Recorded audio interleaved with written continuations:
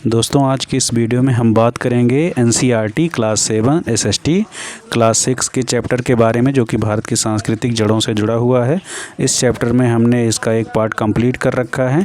आज हम इसके दूसरे पार्ट के बारे में पढ़ने वाले हैं। तो जिसको हम शुरू करते हैं वो यहाँ से है जैन मत। जैन मत एक अन्य महत्वपूर्ण दर्शन है जो उसी समय काफ़ी लोकप्रिय हुआ। यद्यपि इस मत को अधिक प्राचीन माना जाता है। गौतम के समान ही राजकुमार वर्धमान का जन्म 6ठी शताब्दी सामान्य संवत पूर्व के आरंभ वैशाली में हुआ था, यानी कि आज के बिहार में। उन्होंने 30 वर्ष की आयु में अपना घर त्यागने और आध्यात्मिक जीवन की खोज का निर्णय लिया था। उन्होंने सन्यासी जीवन के अनुशासन का पालन किया और 12 वर्ष बाद उन्हें अनंत ज्ञान या सर्वोपरि विवेक प्राप्त हुआ। उन्हें महावीर या महानायक के नाम से जाना जाने लगा और उन्होंने अपने अर्जित ज्ञान का उपदेश देना प्रारंभ किया। यानी कि यहाँ पे क्या क्या चीज़ें बताई गई कि जैन धर्म एक महत्वपूर्ण दर्शन है जो कि काफ़ी लोकप्रिय हुआ करता था। ये प्राचीन दर्शनों में से एक है। सिद्धार्थ गौतम के समान ही राजकुमार वर्धमान का जन्म 6ठी शताब्दी में हुआ था, जो कि आज के बिहार के वैशाली में स्थित है। 30 वर्ष की आयु में इन्होंने गृह त्याग किया और इनको अनंत ज्ञान की प्राप्ति हुई 12 वर्ष बाद, और उन्हें फिर महावीर या महानायक के नाम से जाना जाने लगा। उन्होंने अपने ज्ञान को लोगों में बांटना शुरू किया और इस हिसाब से जैन शब्द जिन से आए हुए, जिसका अर्थ है विजेता। इसका अर्थ किसी क्षेत्र या शत्रुओं पर विजय पाने से नहीं है, बल्कि अविद्या और मोह पर विजय पाने से, यानी कि हमारे अंदर की जो अज्ञानता है, जो अंधकार है, उसको दूर करके, है ना, सत्य की तरफ या प्रकाश की तरफ बढ़ने को, है ना, इसको हम विजेता कहते हैं, जिन कहते हैं। महावीर वर्धन का एक पारंपरिक चित्र यहाँ पे दिखाया गया है।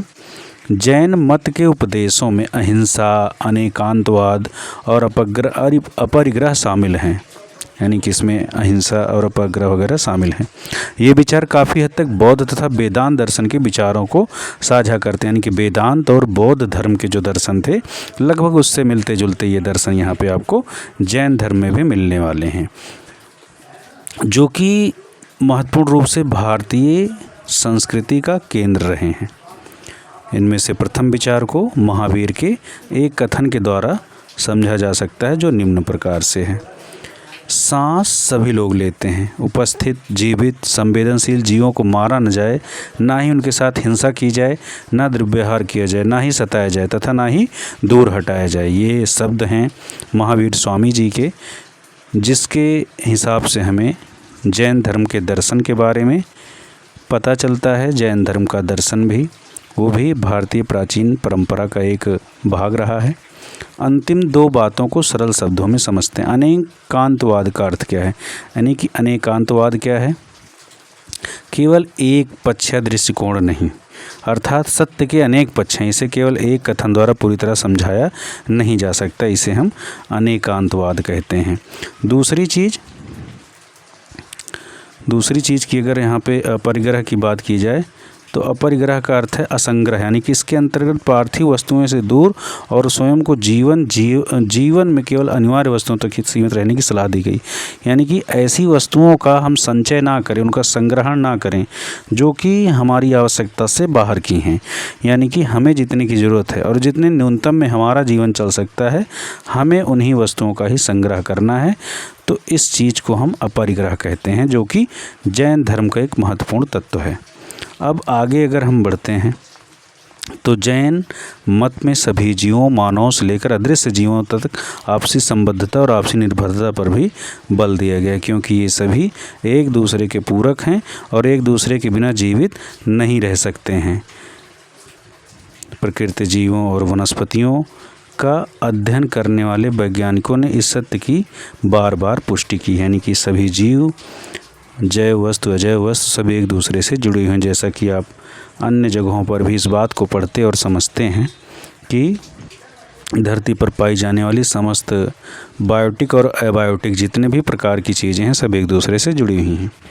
जातक कथाएं क्या हैं, यानी कि पुरानी परंपराओं के हिसाब से जो कहानियाँ हम एक पीढ़ी से दूसरी पीढ़ी में सुनते आए हैं, वस्तुतः उनके बारे में यहाँ पे बात की गई है। पीढ़ियों से भारतीय बच्चों और वयस्कों को समान रूप से आह्लादित करती आई हैं। ये बुद्ध के पूर्व जन्मों की कहानी है जो बड़े ही सरल तरीके से बौद्ध आदर्शों को व्यक्त करती हैं। यानी कि इसकी दो खास बात है कि एक तो ये बुद्ध के जन्म के पूर्व जन्मों की कहानी है, और दूसरी क्या है कि हमें सरल तरीके से उनके आदर्शों पर चलना सिखाती हैं। एक प्रसिद्ध कथा यहाँ पर दी गई है। इसमें क्या है कि बुद्ध वानरों के एक बड़े समूह के राजा थे। वे एक विशालकाय वृक्ष के समीप रहते थे जिस पर मीठी सुगंध वाले और स्वादिष्ट फल लगे हुए थे। वानर राज के आदेश के बावजूद उस वृक्ष पर कोई भी फल किसी और के हाथ ना लगे। एक दिन एक पका हुआ फल नीचे नदी में जा गिरा। पानी की धारा के साथ बहकर वह फल जल में फंसा और उसे राजमहल तक ले जाया गया। राजा उस समय फल के स्वाद से इतना सम्मोहित हुए कि उन्होंने अपने सैनिकों से उस फल के वृक्ष को ढूंढ निकालने के लिए कहा। लंबे समय तक खोजने के बाद उन्हें वह वृक्ष मिल गया उन्होंने वानर के उन फलों का आनंद लेते हुए देखा था। सैनिकों ने वानरों पर हमला किया। वानर राज के पास अपने वानरों को बचाने का केवल एक ही रास्ता था कि नदी पार कराने में उनकी सहायता की जाए, किंतु वे अपने आप ऐसा नहीं कर रहे थे। उनसे आकार में बहुत बड़े होने के नाते वानर राज ने नदी के दूसरे किनारे पर एक पेड़ को पकड़ा और उन्हें नदी पार कराने के लिए अपने शरीर को मानो एक पुल बना दिया। इस प्रक्रिया के दौरान उनका शरीर घायल हो गया और अंत में उनकी मृत्यु हो गई। राजा ने कुछ दूरी से यह दृश्य देखा और वह वानर राज से कि इस निस्वार्थ बलिदान से बहुत अधिक प्रभावित हो। वह भी प्रजा के साथ अपनी भूमिका सोविचार करने लगा। अब यहाँ पे एक दूसरी कथा दी गई है जो कि जैन दर्शन से प्रेरित है। रोहिणी एक बहुत कुशल चोर था, यानी कि एक चोर था जिसका नाम रोहिणी था, जो पकड़े जाने के सभी प्रयासों को विफल कर देता था, यानी कि उसको पकड़ पाना आसान नहीं था। एक बार नगर की ओर जाते हुए रास्ते में उसने अकस्मात ही अज्ञान के साधारण जीवन से मुक्ति पाने के बारे में महावीर द्वारा दिए जा रहे उपदेश के कुछ वाक्य सुन लिए। यानी कि अज्ञानता को दूर करने के लिए महावीर जी के द्वारा दिए जा रहे उपदेशों की कुछ पंक्तियाँ उसके कानों में पड़ी। रोहिणी के नगर पहुंचने के बाद उसे पहचान लिया गया और गिरफ्तार कर लिया गया, यानी कि उसको पकड़ा गया। उसने स्वयं को एक साधारण कृषक बताया। उसने कहा कि मैं एक छोटा सा किसान हूँ। एक मंत्री ने उसे अपनी पहचान प्रकट करने का दबाव डालने के लिए चतुराई से योजना बनाई, किंतु महावीर के शब्दों को याद रखते हुए रोहिणी मंत्री की योजना समझ गया और उसके जाल से बच निकला।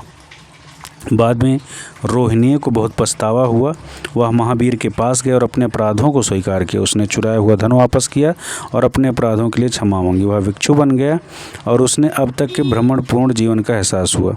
तत्पश्चात उसने आध्यात्मिक ज्ञान अर्जित करने पर अपना ध्यान केंद्रित किया।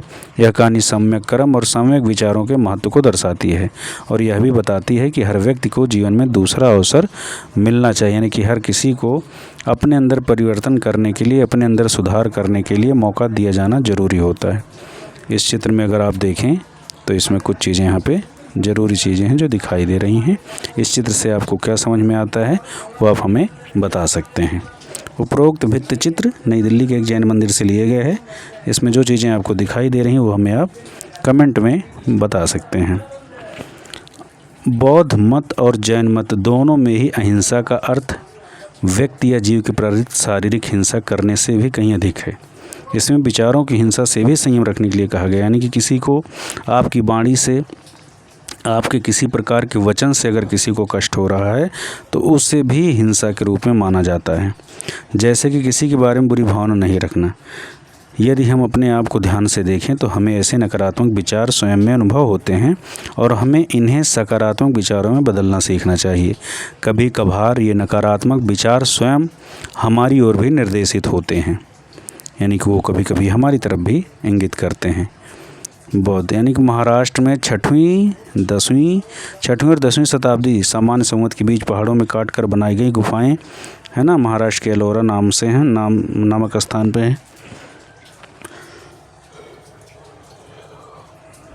इनमें से कुछ गुफाएं हिंदू दर्शन से हैं जबकि अन्य बौद्ध और जैन मतों से संबंधित हैं। ये पिक्चर देखो आपको यहाँ पे पता चलेगा कि यहाँ पे कई सारी गुफाएं हैं जो एक साथ बौद्ध, जैन और हिंदू मत का प्रतिनिधित्व करती हैं। बौद्ध मत और जैन मत दोनों में ही भिक्षुओं और कभी कभी भिक्षुणियों ने भी देश के सुदूर स्थानों की यात्राएं की तथा अपने अपने उपदेशों का प्रचार प्रसार किया। इनमें से कुछ लोगों ने विभिन्न स्थानों पर जाकर नए विहार बनाए जबकि कुछ ने पत्थरों की गुफाओं में सन्यासी का जीवन बिताया। पुरातात्विक खोजों ने इन विहारों के कुछ अवशेष मिले हैं। कई स्थानों पर पत्थर की गुफाओं में उन भिक्षुओं के नाम भी मिले हैं जो यहाँ रहे थे और पत्थरों के बिस्तर पर सोए थे। अंग्रेजी भाषा में हिंदू, बौद्ध, जैन और सिख मतों को धर्म का नाम दिया जाता है। हमने इन शब्दों का प्रयोग नहीं किया है। यहाँ इन्हें दर्शन या मत या विश्वास कहा गया है। इसका कारण यह है कि मतों और दर्शनों के अनेक आयाम हैं जिनका हम आगे अध्ययन करेंगे, जैसे कि उनका दार्शनिक पक्ष, आध्यात्मिक पक्ष, नैतिक पक्ष, सामाजिक पक्ष, धार्मिक पक्ष इत्यादि। अनेक विद्वानों का मानना है कि अंग्रेजी शब्द रिलीजन भारतीय सभ्यता के संदर्भ में बहुत सीमित है, यानी कि वो संपूर्ण अर्थ को प्रदर्शित नहीं करता है। आगे हम बढ़ते हैं। उस समय अनेक मत भी प्रचलित थे। उदाहरण के लिए हम इनमें से एक चारवाक दर्शन है, जिसे कभी कभी लोकायत भी कहा जाता है। यानी कि कई प्रचलित मतों में से एक था चारवाक मत, जिसको हम किस नाम से जानते हैं? लोकायत के नाम से जानते हैं। इसके अनुसार यह भौतिक जगत ही एकमात्र सत्य है, इसलिए मृत्यु के पश्चात जीवन का होना संभव है। ऐसा प्रतीत होता है कि इस दर्शन को अधिक लोकप्रियता नहीं मिली और समय के साथ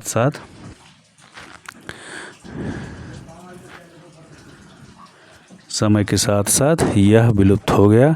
हमने इसका उल्लेख यहाँ इसलिए किया ताकि यह दर्शाया जा सके कि यहाँ बौद्धिक या आध्यात्मिक विश्वास प्रथाओं में व्यापक विविधता थी और लोग अपने अनुसार उन्हें चुनने के लिए स्वतंत्र थे। यद्यपि वैदिक, बौद्ध और जैन दर्शनों में महत्वपूर्ण भिन्नताएं थी, तथापि उनमें कुछ समान संकल्पनाएं भी थी, जैसे धर्म, कर्म, पुनर्जन्म, दुखों और अज्ञानता के अंत की खोज एवं अनेक अन्य महत्वपूर्ण मूल्य आदि। वास्तव में यह उस वृक्ष का तना या मूल भाग है जिसके उदाहरण के साथ हमने इस अध्याय की शुरुआत की थी। लोक और जनजातीय जड़ें। हमने अब तक जिन सांस्कृतिक जड़ों को देखा है उन्हें कई शास्त्रों में वर्णित किया गया है।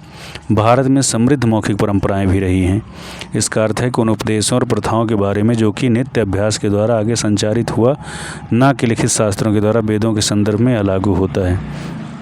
इनमें अनेक लोक प्रथाएं हैं जो आम लोगों द्वारा प्रसारित होती हैं और जनजातीय परंपराएं जनजातियों द्वारा प्रसारित होती हैं। जनजाति क्या है?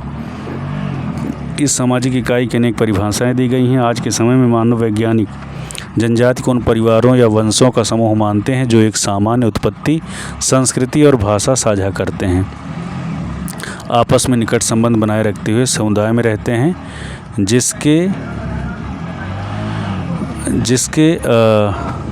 एक मुखिया होते हैं और उनके पास अपनी कोई निजी संपत्ति नहीं होती है। यह जानना रुचिकर है कि प्राचीन भारत में जनजाति के लिए कोई शब्द नहीं था। जनजातियां केवल अलग अलग जन थीं जो एक विशेष परिवेश में रहती थी, जैसे कि वन या पहाड़। भारत के संविधान अंग्रेजी में इनके लिए ट्राइब और ट्राइबल कम्युनिटी और हिंदी में जनजाति शब्द का उपयोग किया गया है। आधिकारिक आंकड़ों के अनुसार वर्ष 2011 में भारत के अधिकांश भागों में 705 जनजातियां निवास करती थी, जिनकी संख्या लगभग 104 मिलियन थी। यह ऑस्ट्रेलिया और यूनाइटेड किंगडम की कुल जनसंख्या से अधिक है। 19वीं शताब्दी में जनजातियों का अध्ययन करने वाले मानव वैज्ञानिकों ने उन्हें प्रायः सभ्य मानवों की तुलना में आदि में हीन बताया। जनजातीय समुदायों द्वारा उनकी समृद्ध एवं जटिल संस्कृतियों के गहन अध्ययन के बाद इस प्रकार के पक्षपातपूर्ण विचार को अधिकांशतः नकार दिया गया है। जैसा कि हमने इस अध्याय में उल्लेख किया है, लोक और जनजातीय परंपराओं तथा प्रमुख विचारधाराओं के बीच निरंतर संपर्क होता रहा है। दोनों ही दिशाओं में देवताओं, संकल्पनाओं, दंतकथाओं और रीतियों का आपस में आदान प्रदान होता रहा। उदाहरण के लिए परंपरा के अनुसार पुरी के भगवान जगन्नाथ मूल रूप से जनजातीय देवता थे। देवी माताओं की जिन विभिन्न रूपों की पूजा की जाती है उनके लिए भी यही बात कही जा सकती है। दूसरी ओर कुछ जनजातियों में हिंदू देवों को काफ़ी समय पहले अपना लिया गया था और महाभारत तथा रामायण के उनके अनेक रूप हैं। भारत के पूर्वोत्तर के राज्यों से लेकर तमिलनाडु तक बहुत अच्छी तरह से लिखा गया है। इस प्रकार के परस्पर संपर्क इतने लंबे समय से तथा इतनी सहजता से कैसे होते रहे हैं, ऐसा इसलिए हो सका क्योंकि लोक जनजातियों और हिंदू विश्वास में अनेक समान प्रकार की संकल्पनाएं थीं। उदाहरण के लिए तीनों में प्राकृतिक तत्वों जैसे पर्वत, नदी, पेड़ पौधे और जंतुओं तथा कुछ पत्थरों को भी पवित्र माना गया क्योंकि इन सब में चेतना है। निसंदेह जनजातियों द्वारा उन प्राकृतिक तत्वों के लिए तमिलनाडु के नीलगिरी पर्वत में निवास करने वाली टोडा जनजाति, इनमें से एक की तस्वीर बाईं ओर दिखाई दी गई है, के अनुसार इस पर्वत के 30 से अधिक शिखर देवी देवताओं के निवास स्थान हैं। ये शिखर इतने पवित्र माने गए हैं कि टोडा जनजाति के लोग अपनी अंगुली से इनकी ओर संकेत भी नहीं करते हैं। देवताओं में इतनी बहुलता के पश्चात हिंदू धर्म के समान अनेक जनजातियों में भी उच्चतर देवत्व परमात्मा की संकल्पना है। उदाहरण के लिए अरुणाचल प्रदेश की जनजातियाँ डोनी पोलो की पूजा करती हैं, जो सूर्य और चंद्रमा के मिले जुले रूप माने गए हैं। इन्हें आगे चलकर परमात्मा माना गया।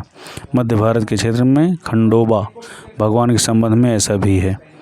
पूर्वी भारत में मुंडा और संथाल जनजातियाँ अन्य दैविक शक्तियों के साथ सिंह बोंगा की पूजा करती हैं, जिन्हें परमेश्वर कहते हैं। यानी कि सिंह बोंगा कौन है? परमेश्वर हैं, और उन्होंने यह संपूर्ण विश्व बनाया है। जैसे अनेक उदाहरण हैं।